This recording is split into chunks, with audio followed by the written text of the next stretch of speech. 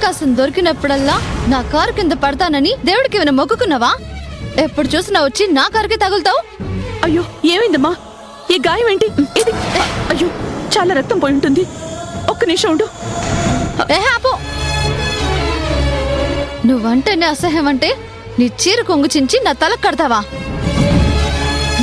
అయినా సినిమాలు చూసి నేర్చుకున్నావా చీర కొంగు చించి కట్టడం? నువ్వు నీ ఓవర్ యాక్షన్.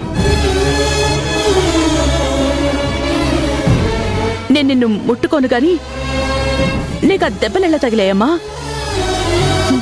నువ్వు అద్దెకు తెచ్చుకున్న నీ ముద్దుల కూతురుంది కదా, అదే కొట్టింది. జ్యోతి కొట్టిందా?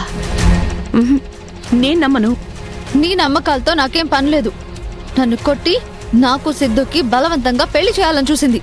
పారిపోయి వస్తున్నాను.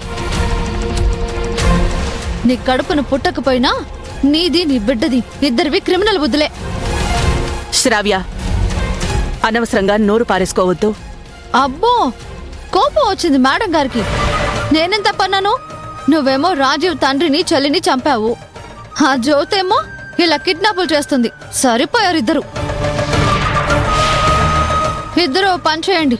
మొగుడు కావాలని జ్యోతి, కూతురు కావాలని నువ్వు మా ఇళ్ల చుట్టూ తిరిగి దుంప తెంపకుండా సెటిల్మెంట్ చేసుకోండి. 4 డబ్బులైనా వస్తాయి. ఏడ్చింది చాలు. పోయి జ్యోతికి ఇంత బుద్ధి నేర్పించు.